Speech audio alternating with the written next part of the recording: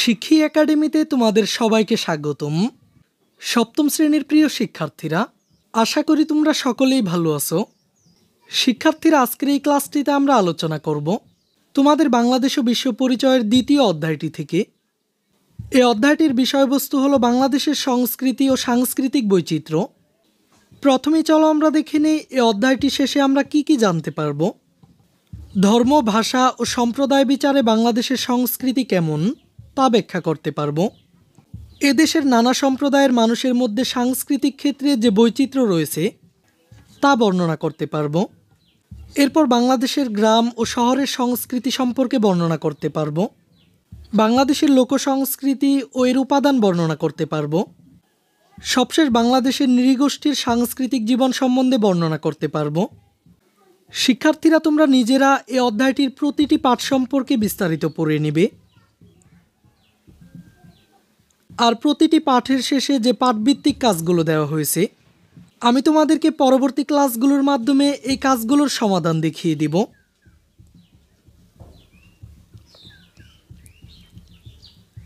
এখন চলো আমরা দেখে নেই এই অধ্যায়টির অনুশীলনীমূলক বহুনির্বাচনী প্রশ্ন এবং এই অধ্যায়টির প্রথম যে সৃজনশীল প্রশ্নটি রয়েছে, আমি তোমাদেরকে এই প্রশ্নগুলোর সমাধান দেখিয়ে দিব। তো প্রথমেই চলো আমরা বহুনির্বাচনী প্রশ্নগুলো দেখে নিই। এখানে প্রথম প্রশ্নটি হলো, নবান্ন উৎসব হয় কোন ঋতুতে? বর্ষা ঋতুতে, শরৎ ঋতুতে, হেমন্ত ঋতুতে নাকি শীত ঋতুতে? এখানে সঠিক অপশনটি হচ্ছে হেমন্ত। নবান্ন উৎসব হয় হেমন্ত ঋতুতে। এরপর বলা হয়েছে বাংলাদেশের সংস্কৃতিতে বৈচিত্র্য রয়েছে, এর কারণ কোনগুলো? বাঙালি সংকর জাতি, এদেশের ঋতু বৈচিত্র্যপূর্ণ, বিভিন্ন ভাষাভাষী লোকজনের অবস্থান। এখানে সঠিক অপশনটি হচ্ছে ক, অর্থাৎ 1 ও 2। বাংলাদেশের সংস্কৃতিতে বৈচিত্র্য রয়েছে কারণ হলো বাঙালি সংকর জাতি এবং এদেশের ঋতু বৈচিত্র্যপূর্ণ। এরপর পরবর্তী 3 ও 4 নম্বর প্রশ্নের জন্য এখানে একটি উদ্দীপক রয়েছে। ঝুমার দাদা নদীর তীরে দাঁড়িয়ে স্মৃতিচারণ করছিলেন। নদীর উত্তর দিকে তাদের বাড়ি ছিল। বাড়ির পাশেই ছিল একটি মসজিদ। গোয়ালঘরটি ছিল বাড়ির পিছনে।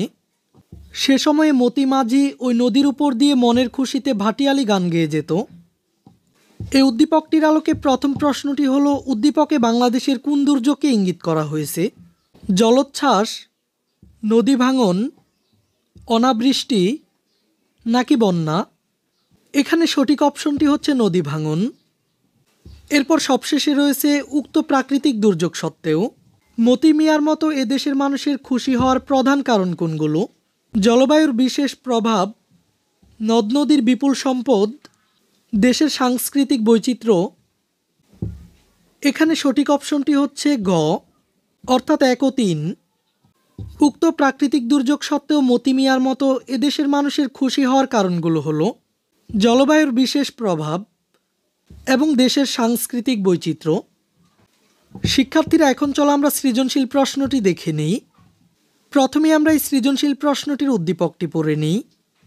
বাংলা প্রথম মাসের প্রথম দিন ফারিবা, রাইসা, রূপন্তী, প্রিয়তি সকলে মিলে ঠিক করে তারা রমনা বটমূলে যাবে। সকলে লাল সাদা রঙের শাড়ি পরবে। সেখানে মেলায় গান ও কবিতা শুনবে। প্রতি বছরই এখানে অনেক মানুষের সমাগম হয়। তারা মুখোশ পরে গান গায়, অনেকে আবার মুখে বিভিন্ন ছবি আঁকে। সারাদিন আনন্দ উচ্ছ্বাসে কাটায়। এখানে কয়ের প্রশ্নটিতে বলা হয়েছে বাংলা প্রথম মাসের নাম কি, আর ক্ষয়ের প্রশ্নটিতে বলা হয়েছে বাংলাদেশের কৃষি প্রধানত কিসের উপর নির্ভরশীল তা ব্যাখ্যা করো। আর উদ্দীপকের আলোকে গয়ের প্রশ্নটিতে বলা হয়েছে উদ্দীপকে বাংলার কোন মেলার কথা বলা হয়েছে তা ব্যাখ্যা করো। আর উদ্দীপকের আলোকে ঘয়ের প্রশ্নটিতে বলা হয়েছে বাংলাদেশের সাংস্কৃতিক বৈচিত্র্য বিকাশে উদ্দীপকের বর্ণিত মেলার ভূমিকা মূল্যায়ন করো। তো চলো আমরা এই সৃজনশীল প্রশ্নটির সমাধানে চলে যাই।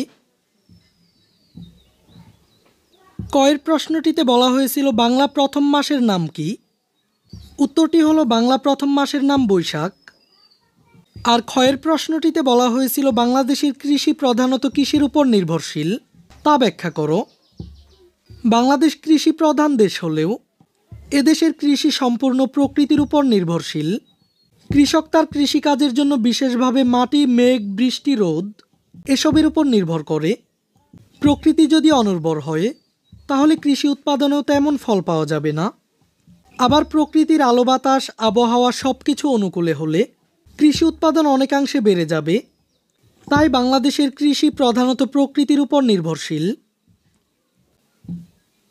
এরপর উদ্দীপকের আলোকে গয়ের প্রশ্নটিতে বলা হয়েছিল, উদ্দীপকে বাংলার কোন মেলার কথা বলা হয়েছে তা ব্যাখ্যা করো। উদ্দীপকে বাংলার পহেলা বৈশাখের মেলা তথা বৈশাখী মেলার কথা বলা হয়েছে। এ মাসে বাঙালিরা তাদের অতীত ঐতিহ্যকে ধরে রাখার জন্য দীর্ঘ 1 মাস মেলা উদযাপন করে। এ মেলায় গ্রাম, শহর সকল স্থানে লোক সমাগম হয়। মেয়েরা সকলে লাল সাদা রঙের শাড়ি পরিধান করে মেলার দৃশ্যকে রঙিন করে দেয়। শহরের মেলাগুলোতে বিভিন্ন ব্যান্ড পার্টির আয়োজন থাকে।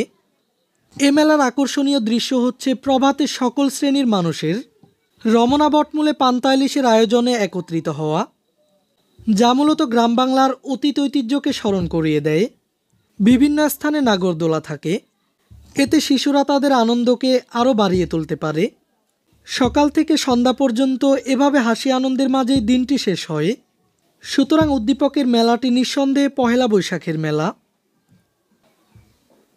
আর সবশেষ উদ্দীপকের আলোকে ঘয়ের প্রশ্নটিতে বলা হয়েছিল, বাংলাদেশের সাংস্কৃতিক বৈচিত্র্য বিকাশে উদ্দীপকের বর্ণিত মেলার ভূমিকা মূল্যায়ন করো। উদ্দীপকে উল্লিখিত বাঙালি জাতির একটি উৎসব বৈশাখী মেলার কথা বলা হয়েছে। বাংলাদেশের সাংস্কৃতিক বৈচিত্র্য বিকাশে বৈশাখী মেলার ভূমিকা অত্যন্ত তাৎপর্যপূর্ণ। বৈশাখী মেলায় জাতি, ধর্ম, বর্ণ নির্বিশেষে সকলের উল্লেখযোগ্য উপস্থিতি লক্ষ্য করা যায়। এ মেলায় বাংলার ঐতিহ্য জীবন্ত হয়ে ওঠে। মেয়েরা রং বেরঙের শাড়ি পরিধান করে মেলা উদযাপন করে। বিভিন্ন স্থানে দোকানপাট ও নাগরদোলা বসে। দোকানিরা সেখানে নানা রকমের জিনিস বেচাকেনা করে এবং মেলায় আগত দর্শনার্থীরা ঘোরাঘুরি করে আনন্দের মাধ্যমে মেলা উদযাপন করে। মেলার দিন সকালবেলা সকলে মিলে রমনা বটমূলে একত্রিত হয়ে এবং সমবেতভাবে পান্তা ইলিশে অংশ নেয়। এ ধরনের সাংস্কৃতিক উৎসবের আয়োজন বছরে একবার হলেও তা আমাদের সংস্কৃতিকে এক ধাপ এগিয়ে নিয়ে যাচ্ছে। সে সাথে সাংস্কৃতিক বৈচিত্র্যকে বিকশিত করেছে। নিজস্ব বৈশিষ্ট্যে মানুষ তার ধর্মকে সযত্নে লালন করলেও পহেলা বৈশাখের দিন সকলে কাঁধে কাঁধ মিলে এ মেলা উদযাপন করে। হাজার হাজার বছরের পুরনো এ সংস্কৃতি উদযাপনের মাধ্যমে মানুষের মাঝে ভেদাভেদ দূর হয়ে যায়। তাই বাংলাদেশের সাংস্কৃতিক বৈচিত্র্য বিকাশে বৈশাখী মেলার ভূমিকা অপরিসীম।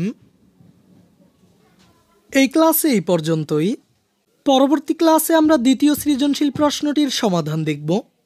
শিক্ষার্থীরা, এই ক্লাসটি তোমাদের কাছে কেমন লেগেছে তা আমাকে কমেন্ট করে জানিয়ে দাও। আর পরবর্তী সকল ক্লাসগুলো নিয়মিত পেতে চ্যানেলটিকে এখনই সাবস্ক্রাইব করে রাখো।